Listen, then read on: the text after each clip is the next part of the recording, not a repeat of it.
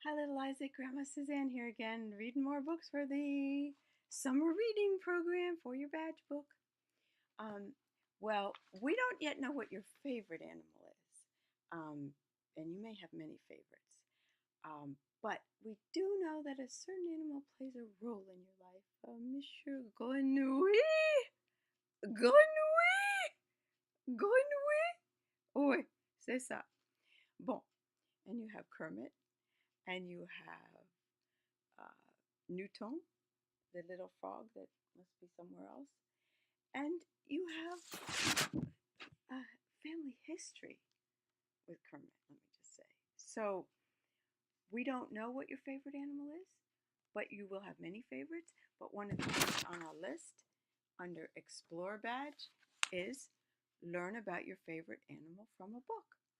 So we may not, we have learned a lot and we will learn more about whatever your favorites are. But this is a book about one of the animals in your life, Les Grenouilles,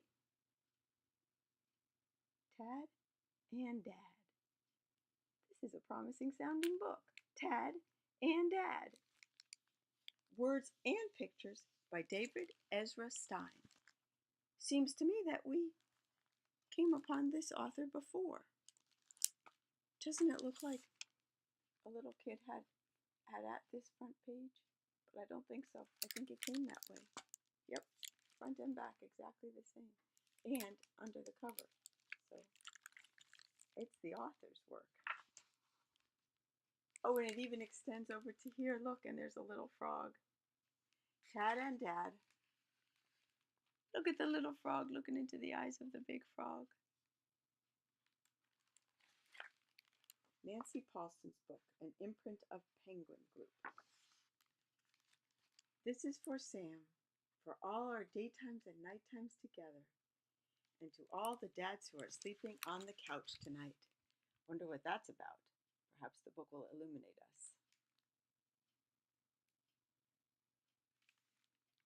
Look at the little frog and the big frog. My dad has big, buggy eyes, strong legs, and a huge mouth. I think I like this book already. This is fun. He sings in a loud, oh, I don't like to say this word, but I guess I have to. He sings in a loud burp that echoes across the pond. And I love him. Oh, that's cute, the little frog. Or burp. I don't think that's what frogs sound like, but I got to give it my best shot because I'm the one reading the book.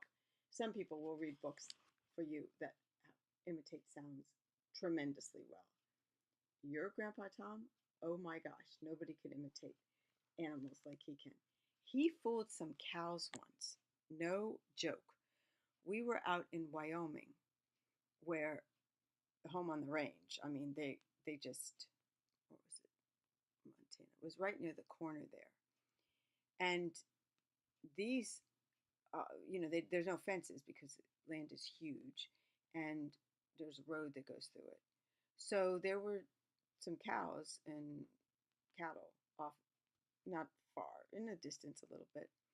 And Dad made a cow sound, and they came running over to the car. I'm not kidding. It was very impressive. Oh, I said Dad. It's your mom's dad, your Grandpa Tom. Okay, back to the story. As soon as I could wiggle, I swam everywhere with my dad.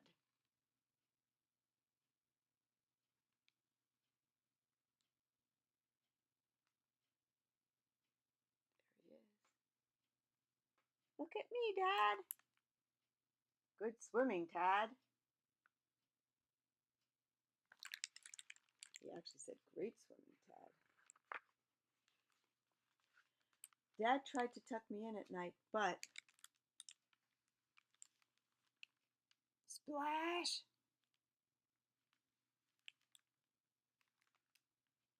I followed him to bed, followed him to his bed.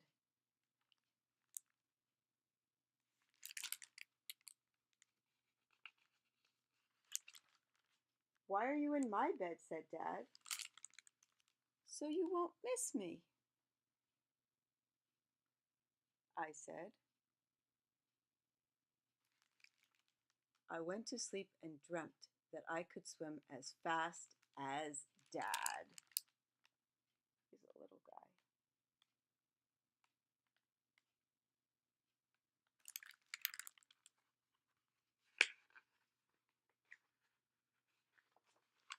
And then I grew legs. Before that, he was like a little tadpole, and then he grew legs. Where is he? There he is. Surprise, Dad!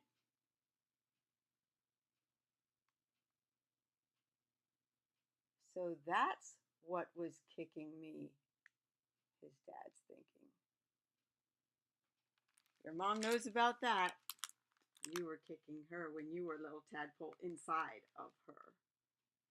And now that you've been kicking ever since, to tell you the truth. It's very impressive. We are so proud of your legs, let me just say. That night, I reached new heights. I bet he did. Jumping, jumping, jumping, jumping. Look at me, Dad. Great hopping, son. Boy, I bet it's fun to first get the feel of your strong legs. I bet you know all about that. Dad tried to tuck me in at night, but splash! I followed him to his bed. He's landing on his head. That night, I dreamt I was the best jumper in the world, like Dad. Your dad is a very good jumper and runner, and you have legs like his. And like your mom, who's also a really good runner. I'm a good swimmer, but I'm not a great runner. I run pretty well, but not like your mom or dad. And then I grew a big mouth, and I could sing. Good morning, Dad! He's singing the song.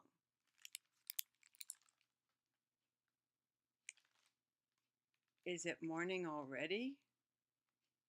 I think his dad is trying to get a little bit more sleep. But babies don't need as much sleep as grown-ups think they need.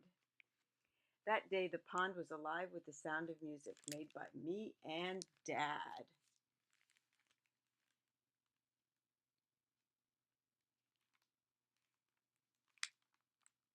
There they are. I bet there's a lot of music, and then there's a little chickadee right there.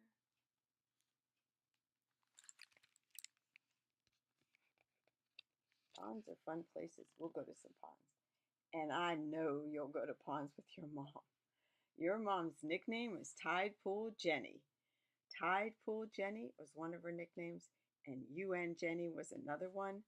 And hello, where is she now? What is she doing? Exactly, exactly. So she'll be taking you to some ponds too. Dad tried to tuck me in at night, but splash! It's me, Tad, I said. That night I dreamt I could sing as loud as Dad. Should be loudly. Could be loud, depending on how you're using it.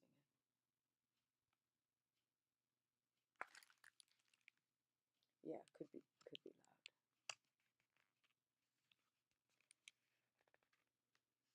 But either way, the poor dad is having a hard time sleeping. And then I grew really big, and I was very hungry.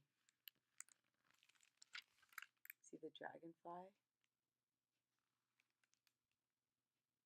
Hi, Dad. What's for breakfast? Oh, he's pretty big now, landing on his dad's head. Oof. See the dragonfly? Don't know for sure. There's also a damselfly. There's different things. I saw something yesterday I don't know if I've ever seen before. I was in the garden and it was like a line of neon blue, light blue, but neon, and thin as a line on a piece of paper. With you couldn't see wings, you could barely see eyes or anything else, but it was a bug, but neon blue. It was like almost like a mystical, like magical thing of this neon line just following me around because you couldn't see wings, you couldn't see eyes pretty much unless you looked really closely and it was still for a moment. But there was this neon blue line accompanying me on my gardening. It was magical. Back to the story where he's flopping on his dad's head as he's getting bigger and he's very hungry and his dad has a big frog on his head who happens to be his son. That day we helped ourselves to a feast. Look at me, Dad. Look, he caught this bug way over here. Great shot, son. His dad is proud of him. Dad tried to tuck me in at night, but what do you think's going to happen when Dad tries to tuck him in at night? Sploosh! Boy, he's big now, that little frog. Tad, said Dad, when you jump in my bed, I can't sleep because you're always wiggling and poking, kicking and croaking. I didn't know that, I said. Why do you want to sleep in my bed? Said Dad. Are you trying to drive me bananas? I'm sorry, Dad, but don't worry. I don't want to sleep in your bed anymore. In your bed anymore? Anyway, you snore.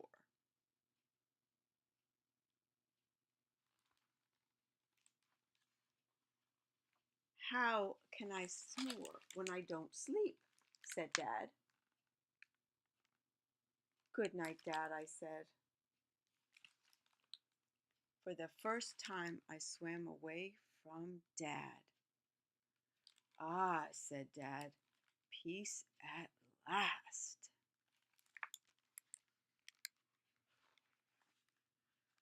I tried to go to sleep, but I heard a big hubbub.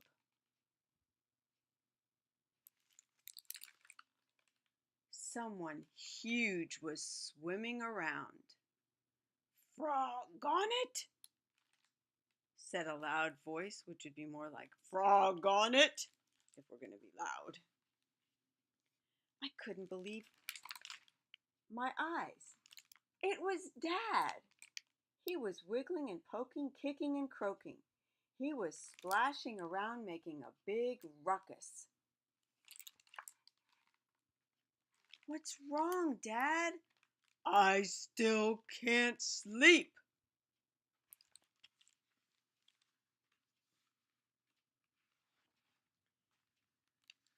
I think I know what you need, Dad. A little company, I said. And he goes with his dad and snuggles next to him. Is that better, Dad? Maybe better, he said.